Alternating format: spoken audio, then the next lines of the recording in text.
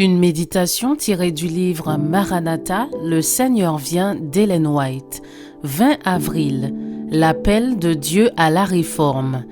Il marchera devant Dieu avec l'esprit et la puissance d'Élie pour ramener les cœurs des pères vers les enfants et les rebelles à la sagesse des justes, afin de préparer au Seigneur un peuple bien disposé. Luc 1, verset 17. C'est avec l'esprit et la puissance d'Élie que Jean-Baptiste prépara le chemin au Seigneur et orienta le peuple vers la sagesse des justes. Il était le type de ceux qui vivront dans les derniers jours et qui recevront de Dieu la mission de présenter les vérités sacrées et de préparer la voie pour le second avènement du Christ. Ceux qui préparent le chemin de la seconde venue de Christ sont représentés par le fidèle Élie et par Jean-Baptiste qui vint avec l'esprit d'Élie afin de préparer le chemin à sa première venue. Le grand thème de la réforme doit être abordé et l'opinion publique doit être touchée. La tempérance dans tous les domaines doit trouver une place dans notre message pour que le peuple de Dieu se détourne de son idolâtrie, de ses excès de table et de son extravagance dans le domaine vestimentaire et dans bien d'autres choses.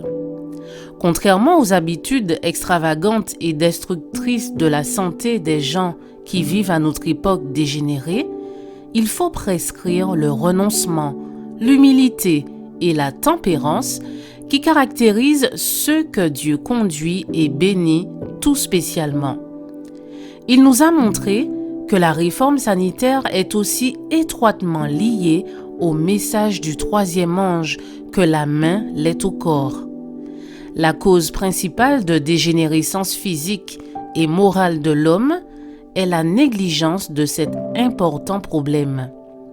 Celui qui cède à son appétit, à ses passions et ferme les yeux à la lumière, celui qui refuse de prêter l'oreille aux conseils, de crainte d'avoir à abandonner ses habitudes malsaines, est coupable aux yeux de Dieu.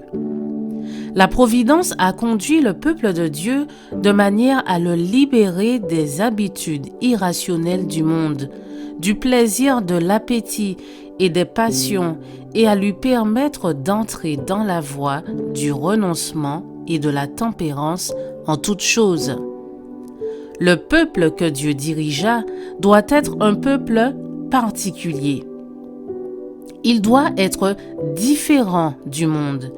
S'il se conforme aux instructions de Dieu, il accomplira ses desseins et soumettra sa volonté à la sienne. Le Christ habitera dans le cœur de tous. Le temple de Dieu sera sanctifié.